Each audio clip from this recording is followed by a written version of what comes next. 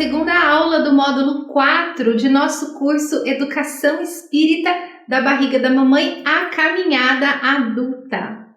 Nesta aula vamos conversar sobre os idosos. Na aula 1 falamos bastante sobre os adultos, sobre o que acontece com o cérebro dos adultos no processo do aprendizado. E hoje, então, a nossa atenção será voltada para os idosos.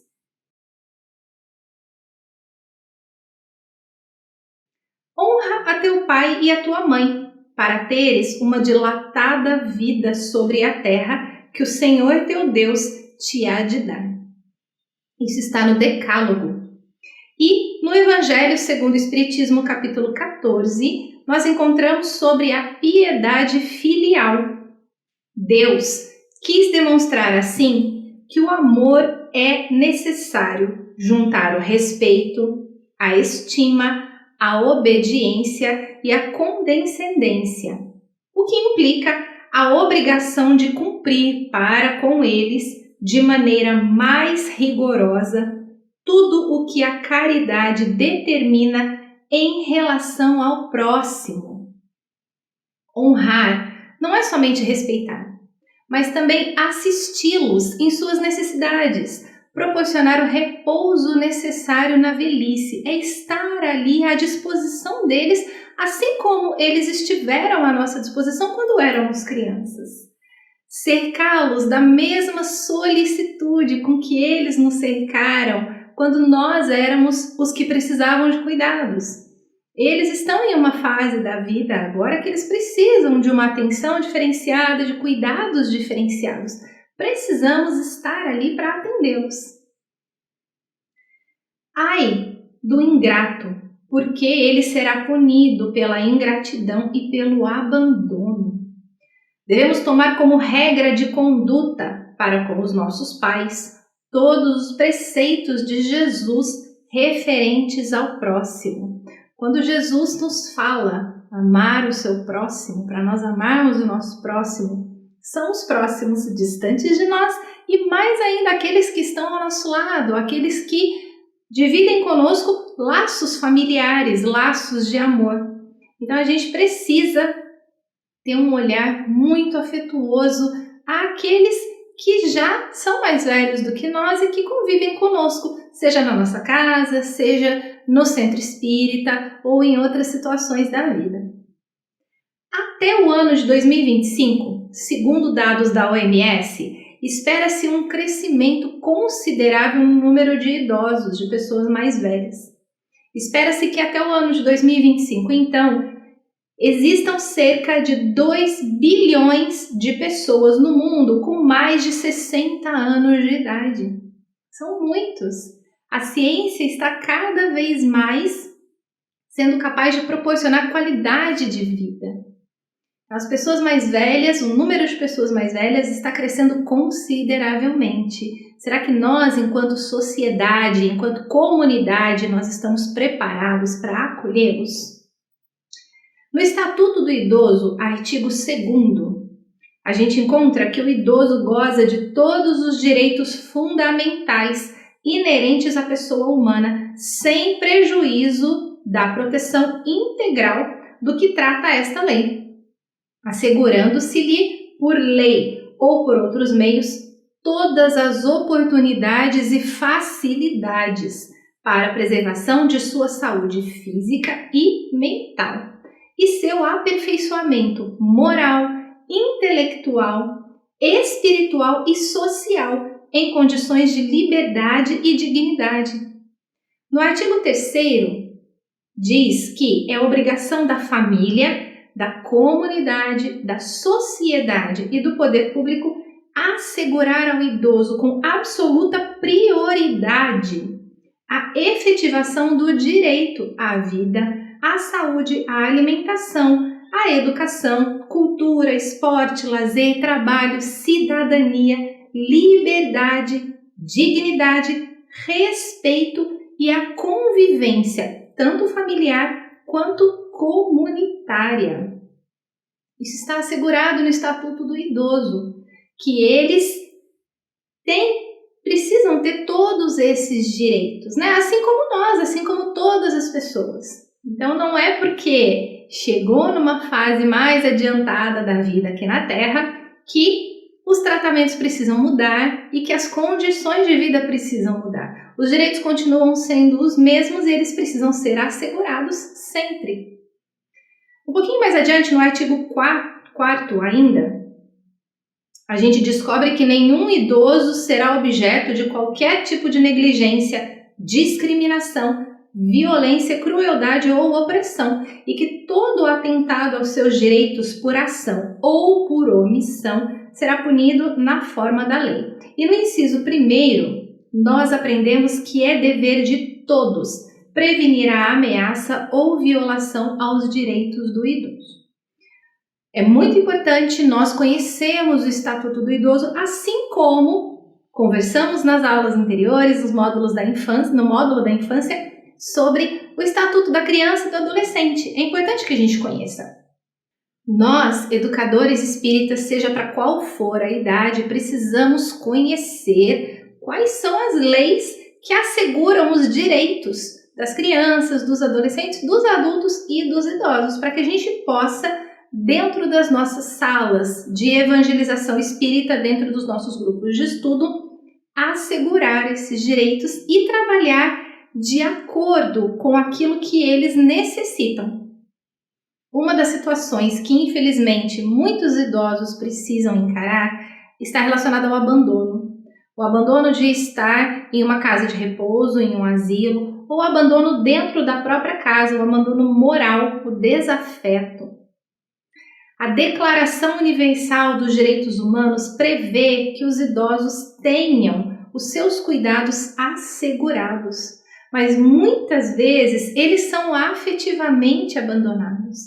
Muitas vezes eles moram junto com algum familiar, ou eles moram próximo de algum familiar, mas eles não recebem afeto, eles não recebem a devida atenção. Além disso, muitas vezes eles são tratados como um fardo para a família. Eles estão ali dentro da casa, convivendo no mesmo espaço, mas eles são tratados como um fardo, como se eles estivessem dando muito trabalho, seja um fardo financeiro, seja um fardo emocional, um fardo na rotina familiar. Então, muitas vezes a família não faz nem por mal, muitas vezes acaba fazendo sem perceber, tratando de uma maneira diferente. Muitas vezes ainda os idosos acabam sendo tratados como crianças. Existe-se essa crença de que está envelhecendo, volta a ser criança. Os comportamentos podem lembrar comportamentos de uma criança, mas não são comportamentos de criança. São comportamentos dessa fase da vida, da fase dos idosos, e precisam ser tratados como tal. Não é porque virou idoso que eu preciso falar com eles como se eles fossem crianças. Também falamos sobre isso, né? Se eu não vou infantilizar a minha linguagem nem para falar com as crianças pequenas, por que eu tenho que infantilizar a minha linguagem agora para falar com os idosos? Eu vou continuar falando com eles como os adultos que eles são. Eu vou continuar tratando os idosos como os adultos que eles são. Eles merecem todo o respeito.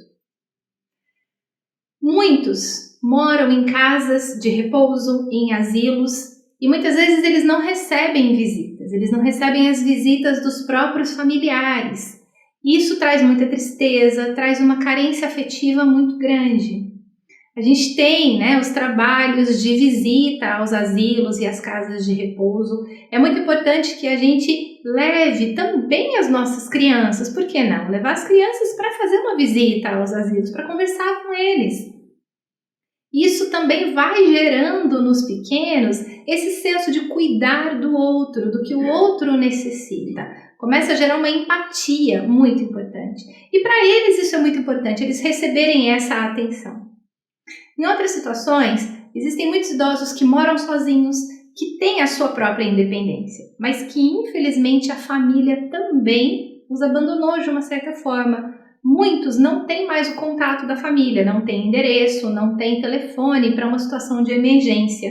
Eles estão ali vivendo separadamente.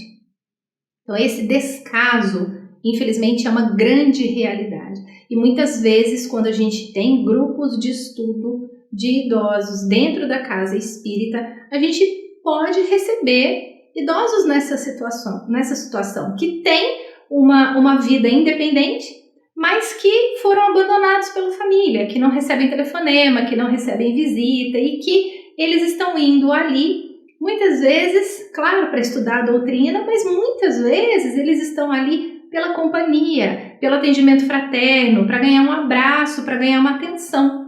Precisamos ter esse olhar. Nós ali, enquanto educadores espíritas daquele grupo de estudo, precisamos ter esse olhar de quais são as necessidades daquelas pessoas que estão ali, aquelas pessoas que já são mais velhas do que nós. O que elas precisam naquele momento? Será que é só conteúdo? Será que é só passar o conteúdo espírita que eles estão precisando? Ou será que algo mais precisa ser trabalhado ali? Uma conversa, uma reflexão, um estímulo diferente. Esse abandono pelo qual os idosos passam se chama abandono afetivo inverso.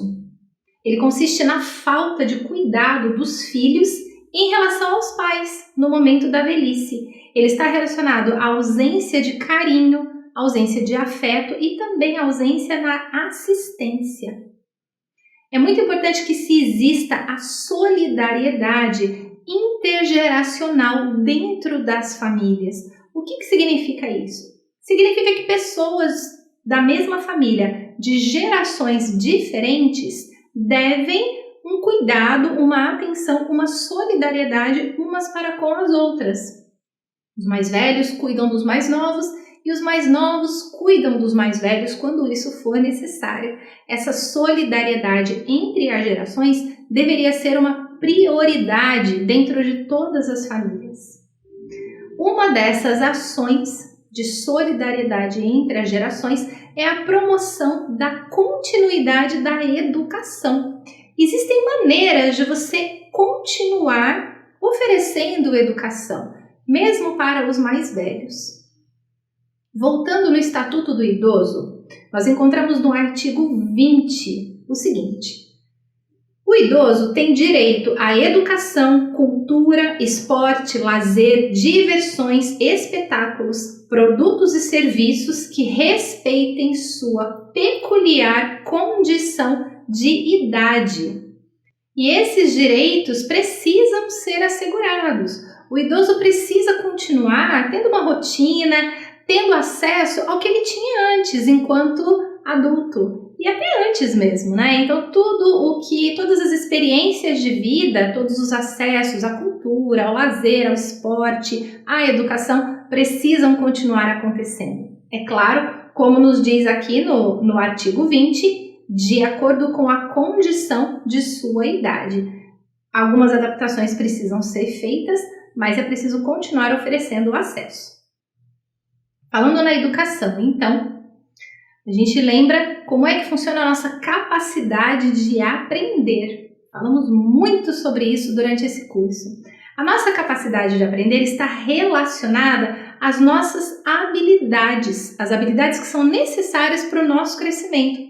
Habilidades físicas, mentais, sociais, psicológicas, emocionais, cognitivas. E a qualidade da aprendizagem ao longo da vida é um pilar para que aconteça o envelhecimento ativo. Cada vez mais as pessoas estão tendo uma vontade natural de envelhecer com boa saúde, tanto do ponto de vista físico quanto do ponto de vista mental. E a ciência hoje pode muito ajudar na qualidade de vida. Existem pessoas de 80 anos que têm uma qualidade de vida muito saudável e a ciência ajuda nisso. Também ajuda que exista a longevidade, né? Que uma pessoa de 80 anos ainda possa viver muitos anos com saúde. Hoje, a velhice não é mais vista como aquele período de falta de vitalidade, de enfraquecimento e de falta de capacidade. Essa visão já foi modificada e cada vez mais a gente vê pessoas idosas muito ativas, com muita vontade de aprender, muita vontade de viver. No processo de envelhecimento, talvez a alteração que mais chame a atenção seja a alteração cognitiva. É muito comum nós vermos relatos de pessoas dizendo que não se recordam de fatos recentes. Acontecimentos muito recentes elas acabam não se lembrando. Mas quando é algo que aconteceu há muitos anos atrás, por exemplo, na sua infância, as pessoas se recordam com detalhes. Isso acontece devido à carga emocional que está associada a esses acontecimentos. Provavelmente a pessoa vai se lembrar com mais facilidade daquilo que tem um forte apelo emocional. Conforme a gente envelhece, os desafios da memória, então, vão sendo cada vez maiores e mais frequentes. Eles ficam muito evidentes. E, ao mesmo tempo, nós vamos nos tornando mais seletivos com a nossa memória, mais capazes de focar apenas no que realmente importa. Olha só que interessante. Conforme a gente vai envelhecendo, a gente vai se tornando uma pessoa mais capaz de focar nas memórias que importam, nos sentimentos que importam, nas emoções que realmente importam na nossa vida. E se a gente continua oferecendo o processo de aprendizagem para os idosos, a gente ajuda no desenvolvimento de habilidades e capacidades, no desenvolvimento de conhecimentos que vão ajudar em vários aspectos. Vão ajudar, por exemplo, no controle da saúde física e da saúde mental. Também vão ajudar no acompanhamento do avanço tecnológico da sociedade. Os idosos que continuam no processo de aprendizagem, continuam estudando, continuam frequentando algum curso, eles vão estar atentos ao desenvolvimento das tecnologias e vão, dentro das suas condições, das suas capacidades, vão também poder estar inseridos nesse meio. Continuar com a aprendizagem também auxilia na sua adaptação às suas novas condições de vida. Então, a gente pode, por exemplo, ajudar os idosos, incentivá-los a um trabalho voluntário ou incentivá-los a um grupo de estudo, a um grupo de uma atividade lúdica. Tudo isso ajuda-os a se adaptarem às mudanças muito sérias, por exemplo, uma aposentadoria, uma viuvez. Todas essas mudanças que são muito significativas podem ser facilmente adaptadas, naturalmente adaptadas, se o idoso continua desenvolvendo o seu cognitivo. Também vai ajudá-lo a manter o seu interesse pela vida. Ele vai se sentir útil, ele vai sentir que ele ainda tem condições de oferecer algo para a sociedade, para aquela comunidade em que ele vive. E que ele tem condições de ainda crescer mentalmente. Então, tudo isso é muito importante. É muito importante que a gente mantenha esse desenvolvimento da aprendizagem. Durante o nosso envelhecimento natural, o nosso cérebro perde uma considerável quantidade de células, de neurônios. Há estimativas que nos mostram que nós chegamos a perder cerca de 50 mil células por dia, dos 20 anos de idade até os 75 anos de idade. Isso representa cerca de 10% no total que nós tínhamos quando nós nascemos. É uma quantidade muito grande. Depois que a gente completa a formação no final da nossa infância, o nosso cérebro e os outros órgãos do sistema nervoso, eles iniciam um processo de encolhimento. Esse processo é muito lento e muito progressivo. E ele não representa nenhum dano relevante ou nenhuma outra enfermidade. Isso é um processo natural. Quando a gente então sai da infância, o cérebro e os órgãos do sistema nervoso começam a encolher lentamente. Daí a importância do que a OMS nos fala sobre o que ela chama de envelhecimento ativo. O envelhecimento ativo é um processo de otimização das oportunidades de saúde, participação e segurança, com o objetivo de melhorar a qualidade de vida à medida em que as pessoas vão ficando mais velhas. É uma noção de que, para que o envelhecimento seja uma experiência positiva, ele precisa ser acompanhado de oportunidades contínuas na área da saúde, da participação e da segurança.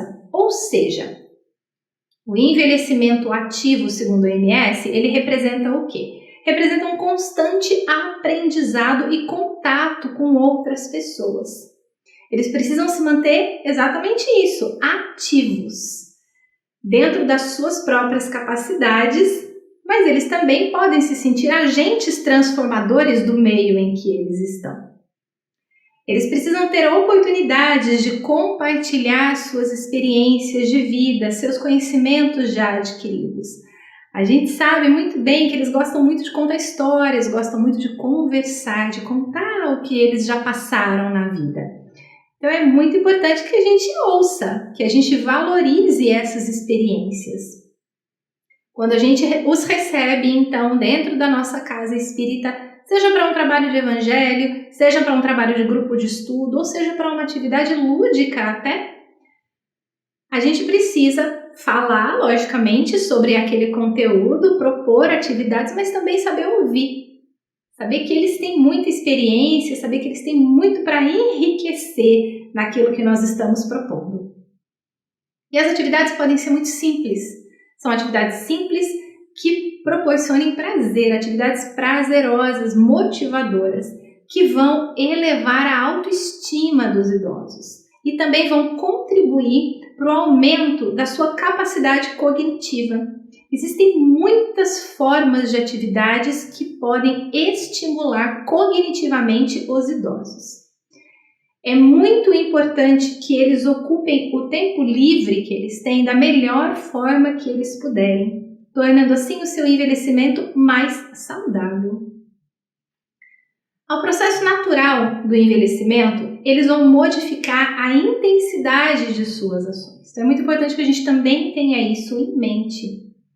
Não é que nós vamos impedi-los de realizar as atividades, mas nós vamos saber que o ritmo para eles realizarem certas atividades, a intensidade vai ser modificado. Então, quando a gente for pensar em como oferecer o conteúdo espírita para essa faixa etária, a gente vai pensar em atividades que vão estar de acordo com aquilo que eles são capazes de fazer naquele momento, para que não haja nenhum tipo de frustração, nenhum tipo de estresse sem necessidade. Então é claro que há limitações tanto motoras quanto cognitivas, mas elas precisam ser estimuladas. Essas limitações estão relacionadas às habilidades mentais, habilidades de atenção, de orientação temporal e espacial, a memória, a linguagem, raciocínio lógico e resolução de problemas. Olha só quantas oportunidades a gente tem de pensar em atividades que favoreçam o estímulo de todas essas habilidades.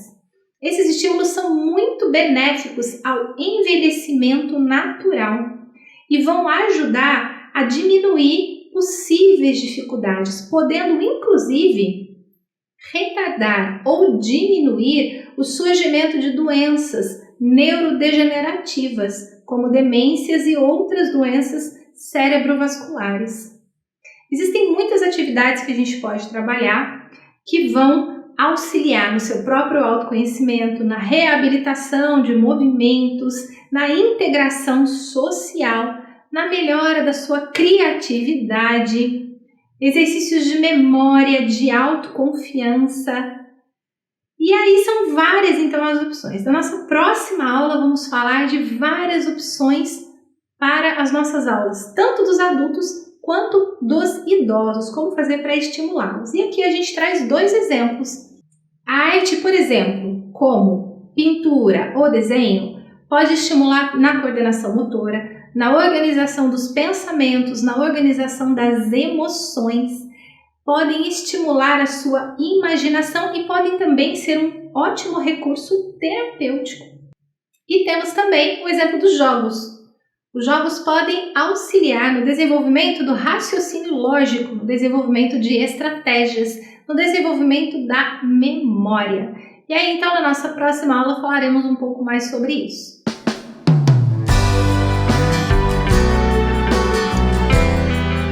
Pessoal, agradecemos muito pela companhia de vocês. pela participação de vocês aqui. Na nossa terceira aula, vamos então trazer a prática, pensando em atividades que favoreçam o aprendizado ativo. Como é que a gente vai acolher os adultos e os idosos na casa espírita? Como é que nós podemos proporcionar a eles o aprendizado, o conhecimento da doutrina espírita, pensando numa integração entre todos.